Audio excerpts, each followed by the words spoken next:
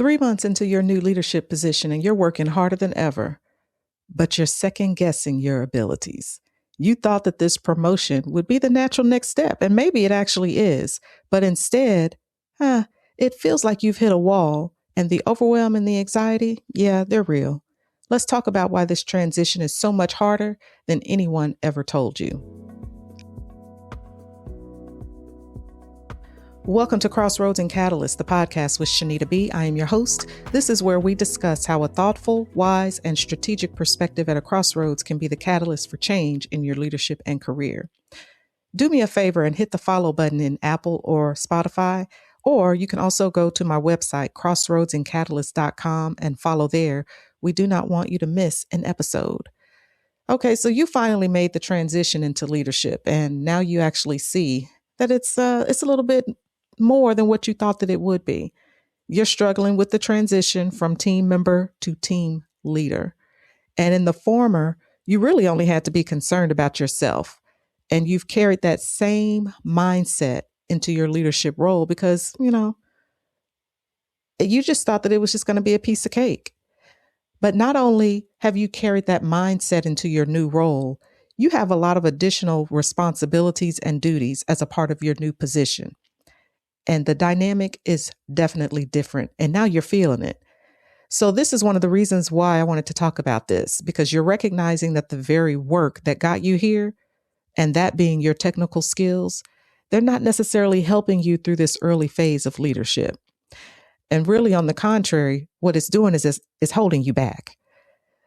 Because if you didn't know how to do those tasks, you would be forced to rely upon other people.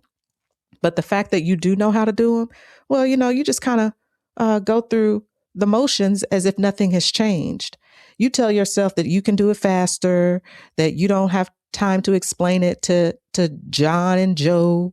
And before you know it, you've spent your whole day doing work that actually belongs to one of your team members. Does this sound familiar? Because while you can continue to answer some technical questions and explain processes, how is that helping you and how is that helping your team?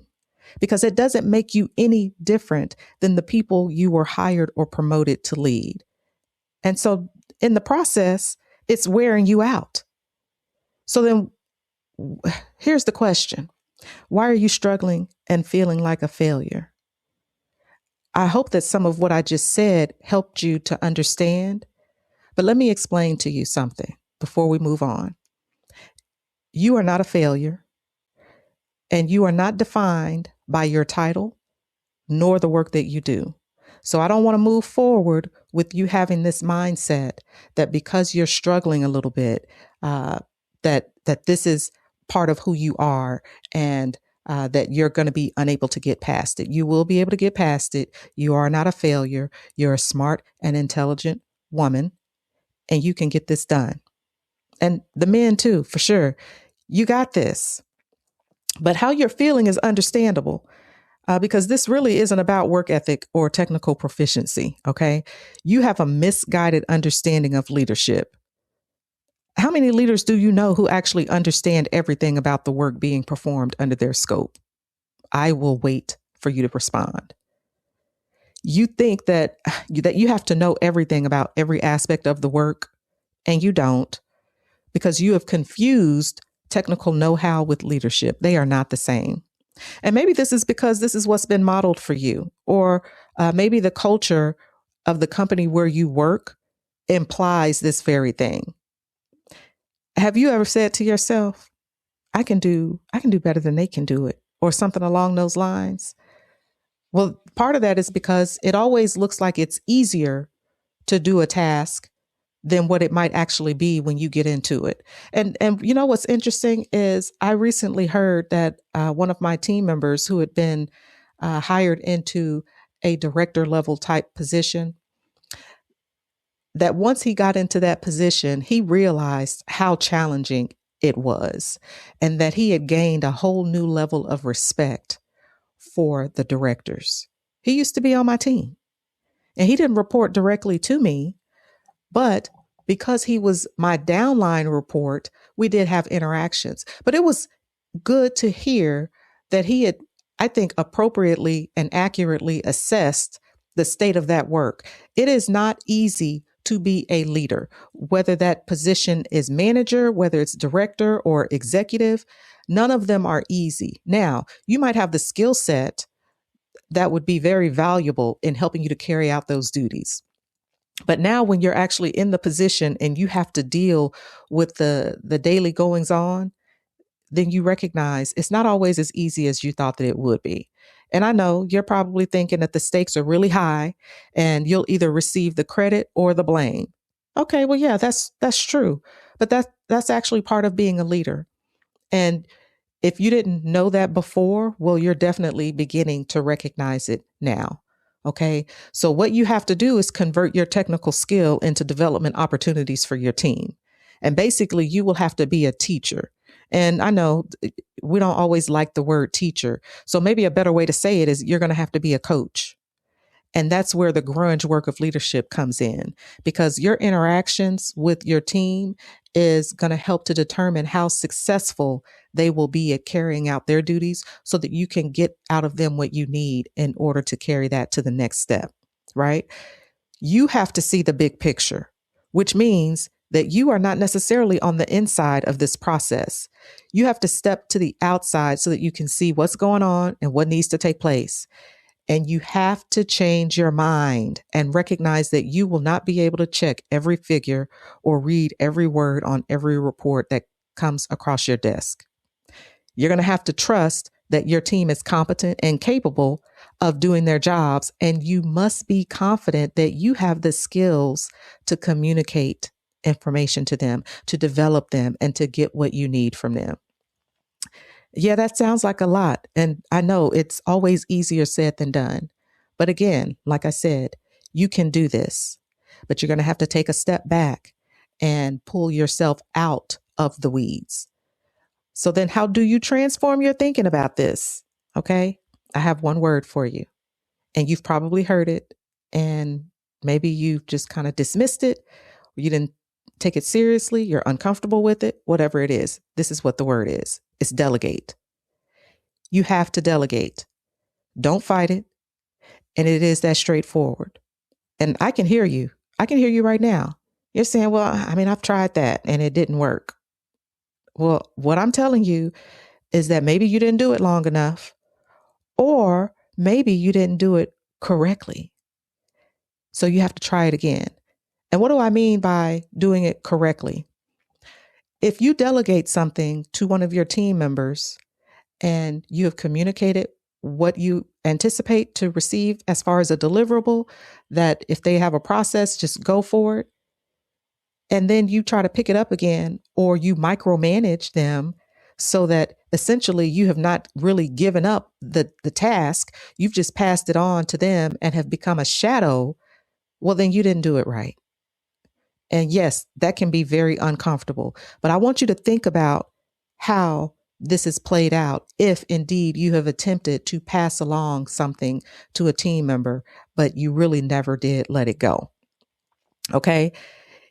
Because I know you might want to know the details. You want to understand everything that's going on behind the scenes. You want to know how the sausage is made. Okay? But realistically, you're not going to be able to do that. And this reminds me of one of my dear colleagues, who I had the pleasure of mentoring for his first leadership position. And I think that that's a big deal. And this was really not, it was a relatively short period of time ago. So I don't want you to think, whatever age you are, that it doesn't matter, because everyone needs someone to mentor them or to coach them through a process. And if someone has some experience and they are willing to lend that to you, take advantage of it. Okay. But back to my story, he was struggling with this delegation. And in some instances, I did too. And the commonality that we both had, and not particularly with the same type of role, but as we continued to climb, a lot of that climb was taking place in the same type of service or function, right? So when you grow up through the ranks, you have the advantage of having learned all of the different processes and components. You know the people. You just know so much more than the person on the outside coming in would know.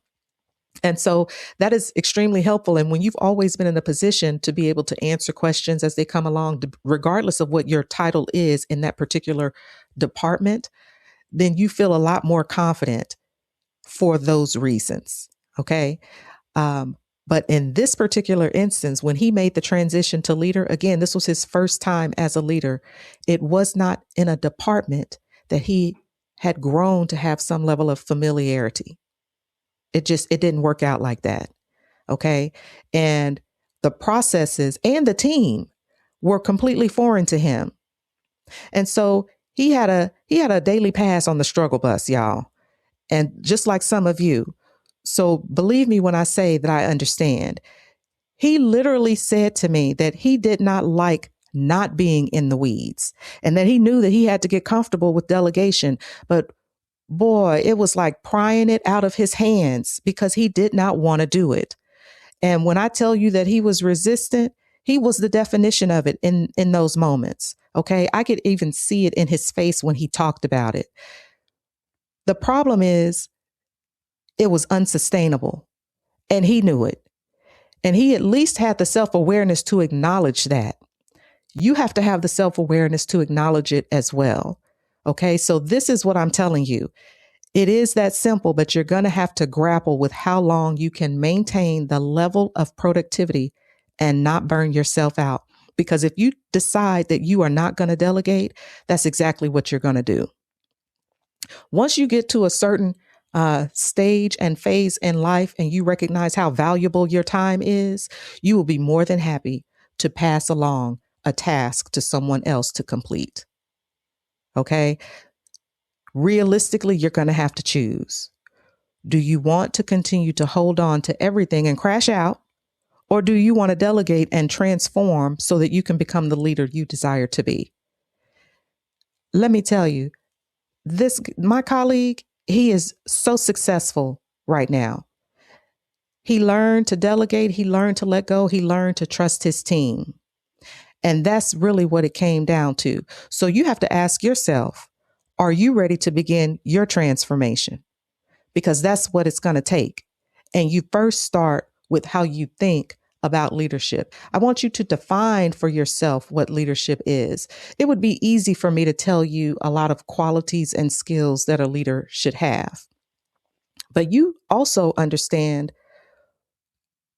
what you think that a leader is. Okay?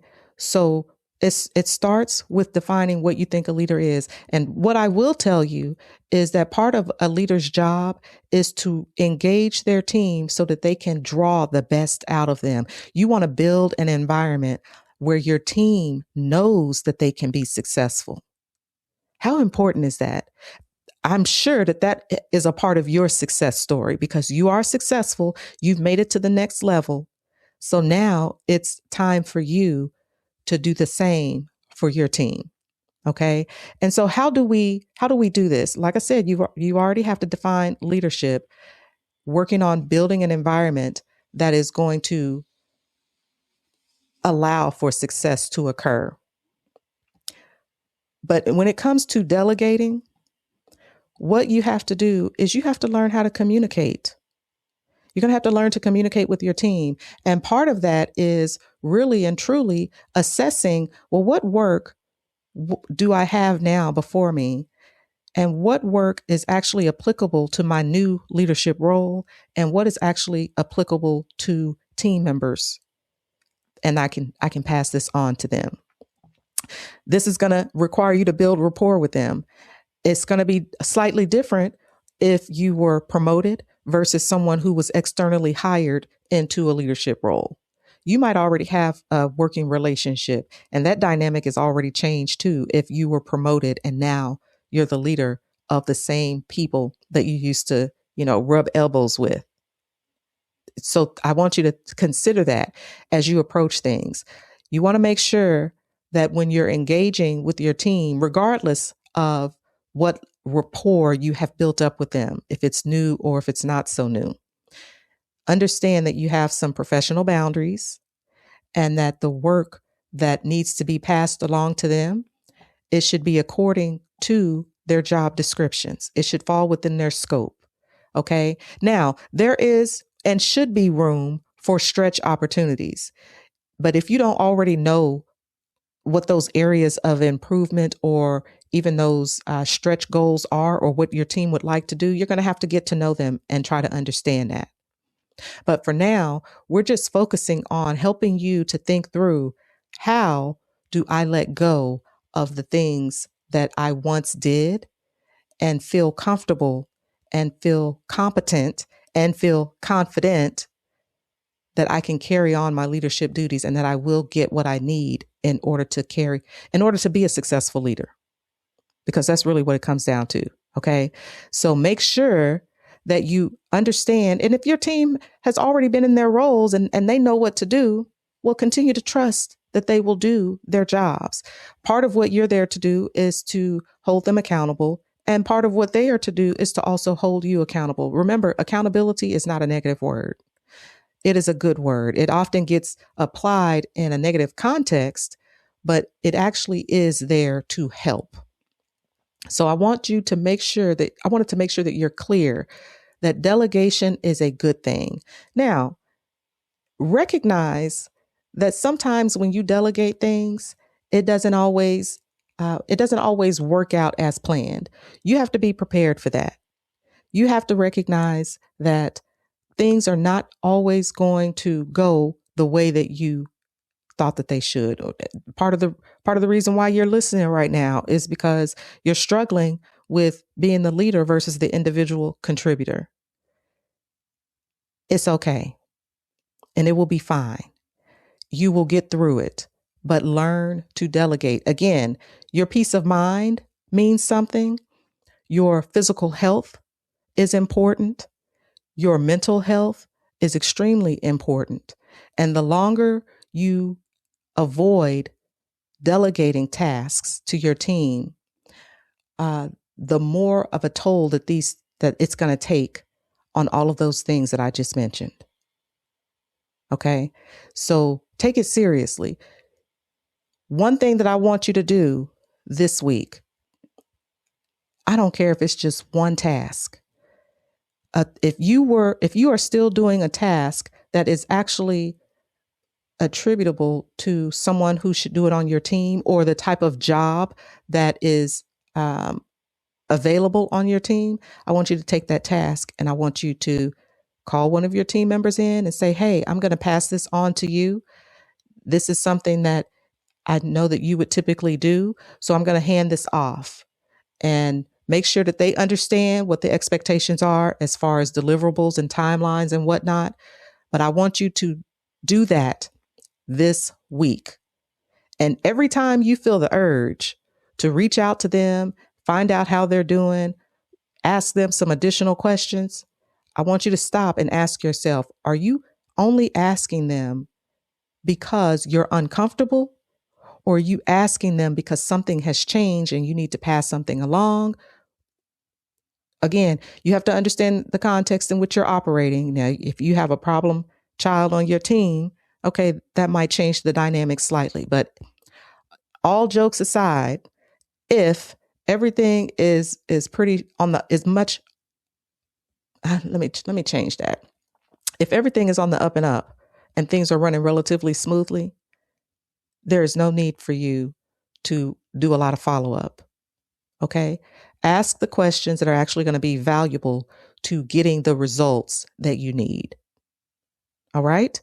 Okay, so you can transform your thinking, or you can hold yourself back by continuing to take on more than you can handle. All right?